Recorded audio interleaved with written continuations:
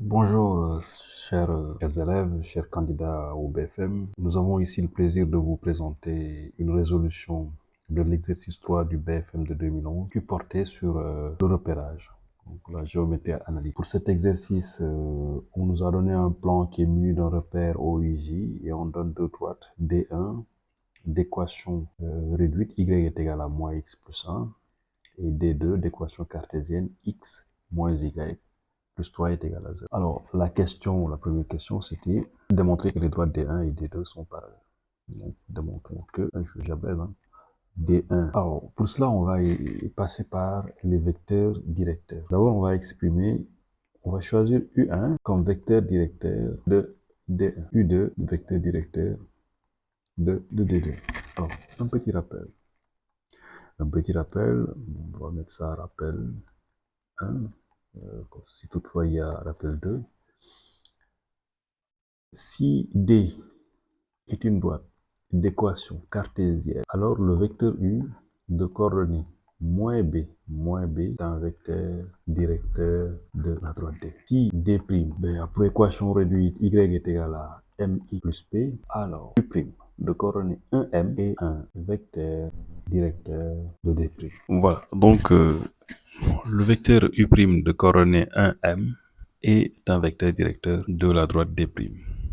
Alors, ce qui fait que nous aurons ici, voilà, ce rappel qui est important, c'est qu'en fait, on a les deux cas de figure. Alors, donc, nous avons le vecteur U1 qui appartient à la droite des 1 d'équation y égale à moins x plus 1. Donc, le vecteur U1 aura pour coordonnée 1 moins 1. U2 appartient à la droite des 2 qui a pour équation x moins y plus 3 égale 0. Donc, U2 aura pour équation moins BA, donc moins 1, ça fait 1, et le A est égal à 1, voilà.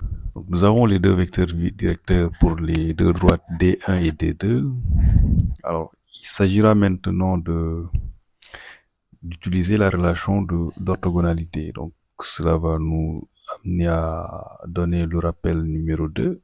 Voilà. U, un vecteur de coordonnées x, y et v, un vecteur de coordonnées x', y' sont orthogonaux. Je rappelle que l'orthogonalité pour les vecteurs signifie la perpendicularité pour les droites. Les droites sont perpendiculaires, donc sont orthogonaux si et seulement si x, x' plus y, y' égale 0. Voilà, donc ça, c'est un rappel qui est encore tout aussi important que le premier.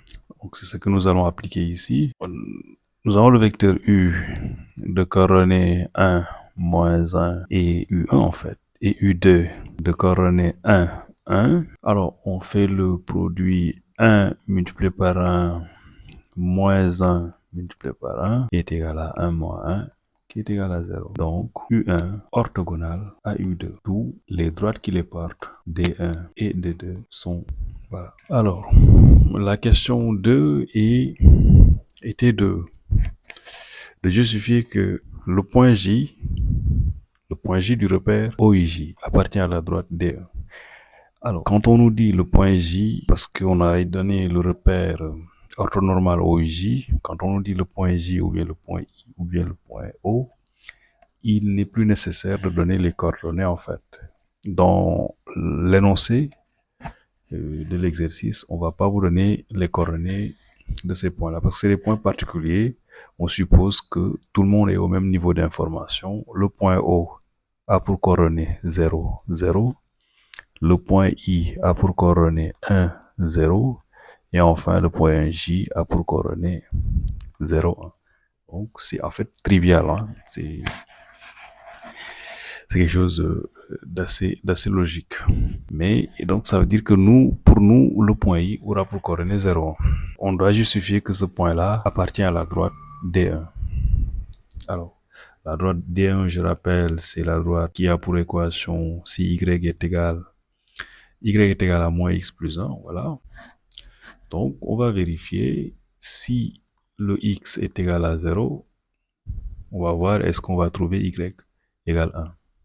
Alors, y sera égal à moins 0 plus 1. Y est égal à 1. Voilà, J est bien le point de coordonnées 0, 1. Donc, si on remplace 0, les coordonnées du point J dans l'équation, on trouve bien une égalité qui est toujours vraie. Donc, J de coordonnées 0, 1 appartient bel et bien à la droite D1. Voilà. Pour la question C, on appelle E le point d'intersection de D1 et D2. Justifions par le calcul que E a pour coordonnées moins 1, 2. Alors, si E est le point d'intersection des deux droites D1 et D2, on va supposer que la droite D1 fasse comme ça, la droite D2 fasse quelque chose comme ça. Donc, voici le point E. Alors, ce point-là, point E, il est sur les deux droites en même temps. Donc, il vérifie les deux équations finalement. Comme avec le point J de coordonnées 0, 1, ce point-là vérifie l'équation D1, mais ne vérifie pas, en tout cas, pas forcément l'équation de D2. Mais ce dont on est sûr pour le point E, puisque ce point est sur l'intersection de D1 et D2, les coordonnées de ce point vérifient les deux équations en même temps. Alors, ça va nous amener à résoudre en fait un système. Pour l'intersection, on va résoudre un système d'équations.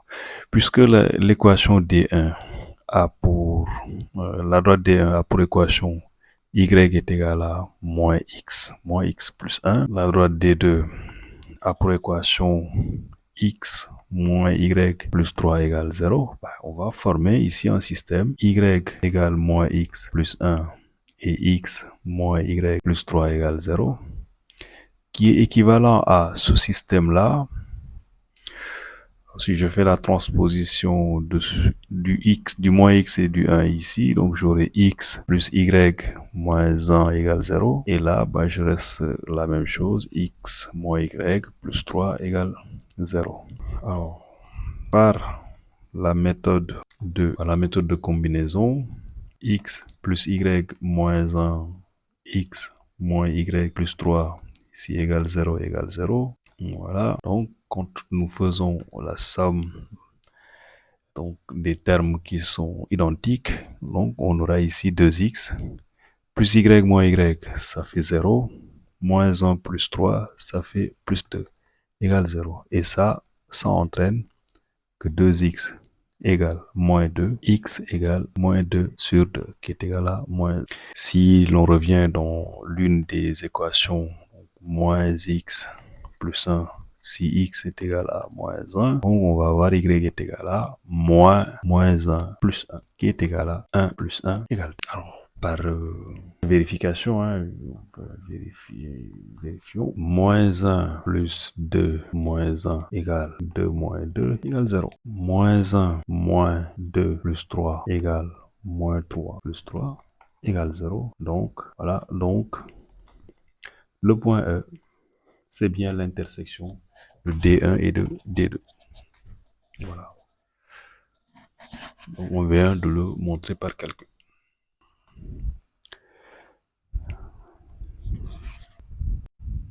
Alors, pour la question E, on nous demande de déterminer une équation de la droite D3 passant par J et parallèle à D2. Alors, c'est une question qui est très récurrente sur les équations de droite, où on nous demande de déterminer une équation de la droite passant par un point et connaissant une droite avec laquelle elle est soit parallèle ou perpendiculaire. Alors, ici, qu'est-ce qu'il faudra utiliser? Il faudra utiliser deux choses.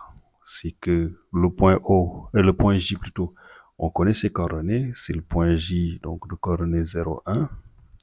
Et la droite D, quand on parle de la droite D, il faut penser à quoi? Il faut penser à la droite D2, il faut penser à un vecteur directeur de la droite D2. Et on l'avait déjà, un vecteur directeur, c'est le vecteur de coordonnées 1, 1. Il y a ces deux choses-là qu'il faudra utiliser. Et qu'est-ce qu'il faudra encore faire? C'est qu'on va choisir un point M de coordonnées X, Y, c'est-à-dire qu'on ne connaît pas encore ces coordonnées, mais tout ce qu'on sait, c'est que le point M, il appartient à la droite D3, la droite dont on veut avoir une équation cartésienne. Le point M appartient à la droite D3. Donc, si le point M appartient à la droite D3 et que cette même droite passe par le point J, on peut exprimer le vecteur MJ, le vecteur Michael Jordan.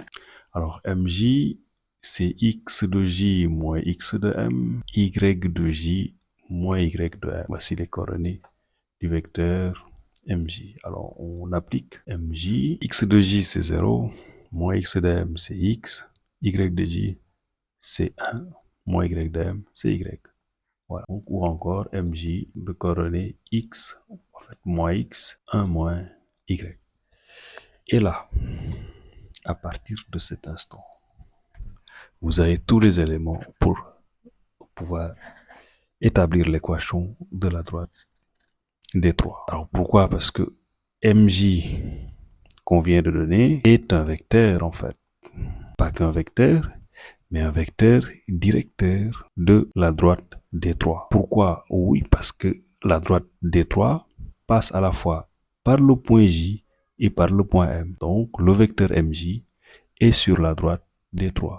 Donc c'est un vecteur directeur de la droite D3. Alors, si le vecteur MJ est un vecteur directeur de la droite D3 et que la droite D3 est parallèle à la droite D2, qui a pour un de ses vecteurs directeurs le vecteur U2, alors on peut naturellement dire que MJ, vous l'avez deviné, est collinéaire, voilà, à U2. Donc, on peut établir la relation de collinéarité ici entre les deux vecteurs. MJ de coordonnées moins X 1 moins Y et U2 de coordonnées 1, 1. Voilà, on fait le produit en croix. Moins X fois 1 moins entre parenthèses pour ne pas faire l'erreur de signe. Donc moins entre parenthèses, ça entre parenthèses 1 moins Y multiplié par 1. Ça doit être égal à 0. Donc moins X moins 1 plus Y égale 0. Finalement, la droite D3 aura pour équation moins X plus Y moins 1 égale 0. Ainsi, nous venons de donner une équation de la droite D3 passant par J et parallèle à D2. Quelle est la position relative de D3 et D1? Justifié. Alors ici, on peut utiliser encore les vecteurs directeurs ou bien on peut faire plus simple, on retourne en sixième. On sait que D1 est orthogonal à D2, perpendiculaire à D2. Et finalement, nous venons de voir que on nous a dit plutôt que D3 est parallèle à D2. Alors, quelle est la conclusion ici? La conclusion, elle est toute simple, c'est que D2 est perpendiculaire à D3. Et pourquoi ici D1 serait perpendiculaire à D3? Voilà, c'est sans toute logique finalement, parce que D1 est perpendiculaire à D2. On retourne en sixième, deux droites sont parallèles quand toute perpendiculaire à l'une est perpendiculaire à l'autre.